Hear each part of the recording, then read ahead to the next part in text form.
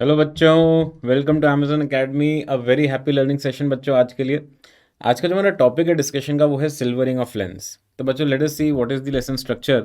तो हम बच्चों इसमें सिल्वरिंग ऑफ लेंस का जो केस है उसको डिस्कस करेंगे। तो बच्चों इसमें बहुत ही ज़्यादा कंसर्न रहता है बच्चों में जब एक लेंस को एक तरफ से सिल्वर कर दिया जाता है। एंड दैट मीन्स कि बच्चों उस तरफ से लेंस एक तरह से एक मिरर की तरह बिहेव कर रहा है, right. And so we can say that जब यहाँ पे सपोज ये प्रिंसिपल एक्सिस है और सपोज एक ऑब्जेक्ट है और बच्चों इसमें रेज जो है वो इंसिडेंट होंगी, तो this silvered lens will actually behave as if this is nothing but a superposition of three parts. पहली बार में बच्चों ये जो लेंस है इसमें से जो रेज हैं वो रिफ्रैक्ट होंगी ऑब्जेक्ट से जब रेज आ रही हैं। और बच्चों ये जो रेज रिफ्रैक्ट होंगी they will converge because this is a converging lens. तो हम ये अज्यूम कर रहे हैं कि एक नॉर्मल प्लेनो कॉन्वेक्स लेंस की इनफैक्ट इक्वी कॉन्वेक्स लेंस की तरह बिहेव कर रहा है।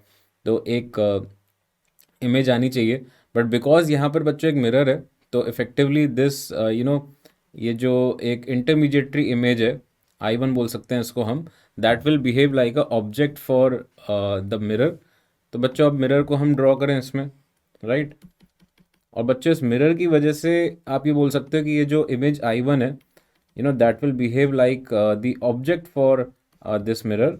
और ये बच्चों रे जो आएगी दैट विल गेट रिफ्लेक्टेड और यहाँ पे आप बोल सकते हो कि एक I2 फॉर्म होगी which will again behave like a object for the refraction again using this plano convex lens.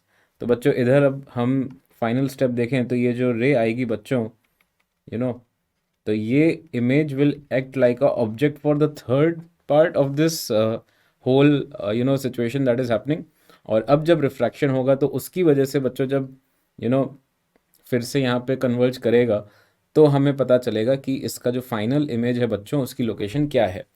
तो यहाँ पे आप कैसे इसको फिर सेंस देंगे, एक बार मैं इसको थोड़ा क्लियरली दिखा देता हूँ जिससे कि आपको ये समझ में आ जाए। तो बच्चों ये यहाँ पे रिफ्रैक्शन होके फिर ये जो फाइनल इमेज बनेगी ये हमारी इसमें आई होगी और ये जो डॉटेड लाइन है that is basically going at it is basically representing I2 because this is nothing but the object for the refraction. तो बच्चों इसको हम कैसे कंसिडर करें, वी नो दैट पावर जो होता है इफेक्टिवली जब इफेक्टिव हम मिरर या इफेक्टिव लेंस की बात करते हैं तो power is nothing but the sum of each lens and mirror जब कोई गैप नहीं है उनके बीच में। तो यहाँ पे जब बच्चों मैं देख रहा हूँ कि एक लेंस फिर मिरर और लेंस इनके बीच में कोई गैप नहीं है, जो पहले का इमेज है वो दूसरे के लिए ऑब्जेक्ट है एंड सब्सिक्वेंटली तीसरे के लिए भी ऐसे ही होगा। तो मैं यहाँ पे बोल सकता हूँ बच्चों कि ये एक मिरर की तरह बिहेव करेगा and over here the P will be equal to P equivalent of mirror because ये बेसिकली रिफ्लेक्ट होके वापस लाइट आ रही है।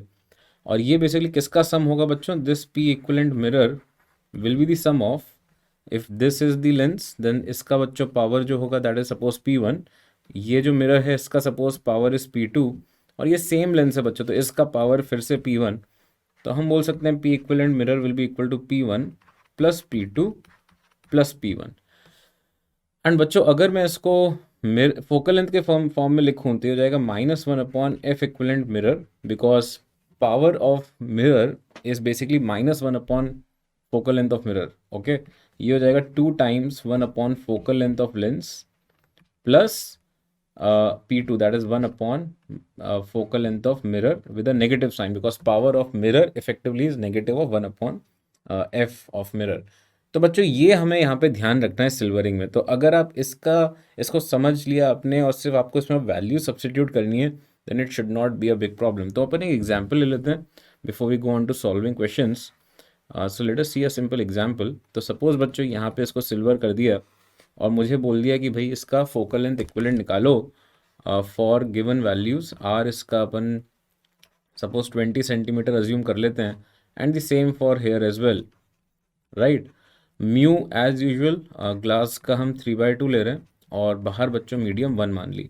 तो इसमें बच्चों अब क्या होगा आंसर, लेट अस सी। तो -1/f equivalent mirror is equal to 2 times 1/f of lens plus minus focal length of mirror, right. ये होता है अभी फॉर्मूला हमने डिस्कस किया।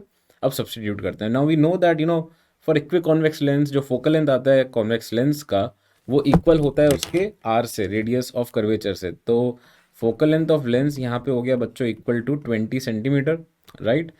और सिमिलरली मिरर का अगर मैं देखूँ बच्चों तो ये इसका हाफ हो जाएगा, और कॉनकेव मिरर है तो इफेक्टिवली -10 सेंटीमीटर आ गया। तो बस मुझे सब्सटीट्यूट करनी है वैल्यूज़, तो जैसे ही मैं करूँगा तो देखते हैं क्या आता है। और ये बच्चों हो गया -1 अपॉन -10। तो ये इक्विवेलेंट मिरर का फोकल लेंथ बच्चों देखें क्या आ रहा है, तो this is 1/10, this is also 1/10, this will become 2/10 which is 1/5। तो फोकल लेंथ इक्विवेलेंट मिरर का आ गया बच्चों -5 centimetre. So this whole system will behave like a concave mirror of 5 centimetre focal length. अब उसके सामने बच्चों ऑब्जेक्ट रखा है, आपको ऑब्जेक्ट डिस्टेंस दिया है, तो आप आराम से अपना मिरर फॉर्मूला लगा के इमेज की लोकेशन निकाल सकते हैं। तो बच्चों यही अब हम करते हैं कुछ क्वेश्चन सॉल्व करके।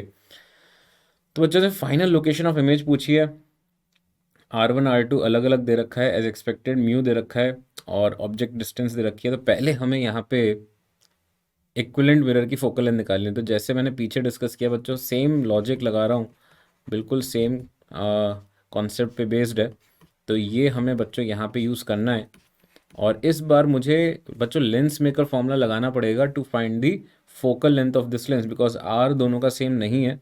तो मैं लेंस मेकर फॉर्मूला लगा रहा हूँ, है ना। This is using lens maker formula, mu relative is 3/2 -1 1/R1 that is +30 -1/R2, ये हो जाएगा -20, right. So this is by lens maker formula, right.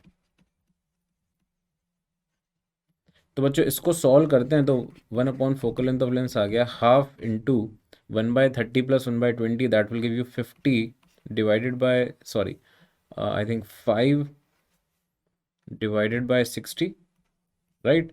और यहाँ माइनस साइन इनफैक्ट अच्छा लेंस का ही है, तो यहाँ से फोकल लेंथ ऑफ लेंस आ गया बच्चों 24 सेंटीमीटर। तो this is the focal length of the convex lens which is given, right. अब हमें बच्चों इस फोकल लेंथ ऑफ लेंस को चुपके से यहाँ पे सब्सटीट्यूट करना है बिना किसी गलती के। और फोकल लेंथ ऑफ मिरर जो होगा बच्चों यहाँ पे वो क्या है, that is half of this radius of curvature, तो ये हो जाएगा -10 centimetre. So just let us substitute. तो ये आ गया बच्चों 1 upon f equivalent mirror is equal to 2/24 -1/10, in fact -10। तो दैट विल कम एज इसमें जो कैलकुलेशन है वो कर लेते, तो 1/12 + 1/10, so this will give us 60 and this is 5 + 6। तो बच्चों एफ इक्विवेलेंट मिरर आ गया -60/11 सेंटीमीटर, राइट। सो इसको हमें मिरर फॉर्मूले में सही से यूज़ करना है। तो इसको अब करते हैं बच्चों। Mirror formula as we should be knowing is this, और वी हमें कैलकुलेट करना है। यू आपको दे रखा है 120, बट लेफ्ट में दे रखा है तो इसलिए -120 लगाएंगे। और फोकल लेंथ ऑफ मिरर बच्चों -60/11 अभी हमने कैलकुलेट किया, तो इसको हम यहाँ पे सब्सटीट्यूट करेंगे। तो लेट अस सी क्या वैल्यू आ रही है, and this is a simple calculation. देखिए एक बार आप क्लियर हैं जो आपको करना है, तो उसके बाद इतनी दिक्कत नहीं है। जो क्लैरिटी चाहिए वो चाहिए स्टेप्स में। तो ये आ जाएगा -120 डिवाइडेड बाय 21, और 3 के फैक्टर से अगर मैं कैंसिल करूं तो ये आ रहा है बच्चों v की वैल्यू, राइट। तो मैं फिर से इसको रिपीट कर रहा हूँ कि मैंने क्या किया बच्चों। रेडियस दोनों के अलग अलग दे रखे थे, तो पहले मैंने कॉन्वेक्स लेंस का रेडियस ऑफ कॉन्वेक्स लेंस का फोकल लेंथ निकाला using lens maker formula, right. मुझे ये इक्वेशन पता है पहले से, बट मुझे focal length of lens given नहीं है, तो पहले मैंने निकाला। फिर मुझे फोकल लेंथ ऑफ मिरर तो खैर रेडियस ऑफ कर्वेचर से पता ही है, तो मैंने सब्सटीट्यूट करके मिरर का फोकल लेंथ निकाल दिया, which came out to be negative as expected, क्योंकि कॉनकेव मिरर की तरह ही बिहेव करेगा। फिर मैंने बच्चों मिरर फॉर्मूला लगाया, उसमें यू की वैल्यू मुझे दे रखी है 120 पे पड़ा ऑब्जेक्ट ऑन द लेफ्ट, तो डेफिनेटली -120 रखेंगे, और फोकल लेंथ सब्सटीट्यूट कर दी, उससे v की वैल्यू आ गई, and that is the answer. यही उसने पूछा है। I think if you observe find the final location of image, तो हमारा बच्चों location with respect to centre of lens आ जाएगा। और यहाँ पे बच्चों हम थिन लेंस ही अज्यूम करते हैं, तो दैट इज़ वाई डिस्टेंस का उतना थिकनेस का उतना कोई प्रॉब्लम नहीं है। और ये यहाँ पे भी अब नेक्स्ट क्वेश्चन देखें बच्चों। So there is a point object which is placed at a distance 20 centimeter from a plano convex lens, जिसका focal length दिया है, great. So the plane part of lens is now silvered. तो बच्चों इसका radius of curvature तो ख्याल infinity है। The plane surface is silvered and the image created निकालना है। तो बच्चों इसमें क्या लिखेंगे हम, -1/f equivalent mirror is equal to 2 times 1 focal length of lens and plus -1 focal length of mirror. Now because this is infinity, ये तो पूरा टर्म जीरो ही है ना, कोई प्रॉब्लम नहीं है। तो ये आ जाएगा बच्चों 2 divided by 15 which implies f equivalent mirror is -7.5 centimetre. अब बच्चों हम लगाएं मिरर फॉर्मूला, तो 1/v plus 1/u equal to 1/f, सिर्फ आपको वैल्यू सब्सटीट्यूट करनी है, सो इट्स प्रिटी ईजी। सो देखते हैं क्या आता है। तो 1/v और u बच्चों है -20 और 1/f है -7.5। तो इससे बच्चों जो आंसर आएगा देखते हैं क्या आता है। तो इसको अगर मुझे सॉल्व करना है तो यहाँ से मैं v बोल सकता हूँ 20 इंटू 7.5 डिवाइडेड बाय 7.5 -20, तो ये नेगेटिव में आएगा 12.5। तो बच्चों इसको हम 2.5 के फैक्टर्स देख सकते हैं, 3 और ये 5, तो this will give you v as -12 centimetre, और माइनस साइन का मतलब है लेफ्ट में आ रहा है, राइट। तो बच्चों लेफ्ट में 12 centimetre, this is the correct answer. तो बच्चों आई होप यू अंडरस्टूड कि सिल्वरिंग ऑफ लेंस से फोकल लेंथ जो है बस वो आपको निकालना होता है इक्विवेलेंट मिरर का, जिसका स्ट्रेट फॉरवर्ड सा फॉर्मूला है ना। मल्टीपल लेंसेज और मिरर जब साथ में होते हैं विदाउट एनी गैप, तो पावर्स उनके सिंपली ऐड करने होते हैं। ध्यान रखना है कि पावर ऑफ मिरर में माइनस आता है, -1/f इक्विवेलेंट मिरर, तो वो थोड़ा सा हम केयरफुल रहें। उसके बाद बच्चों कैलकुलेशन बहुत आराम से होती है, क्योंकि उसमें फिर आपको सिंपली मिरर फॉर्मूला ही लगाना है इवेंचुअली।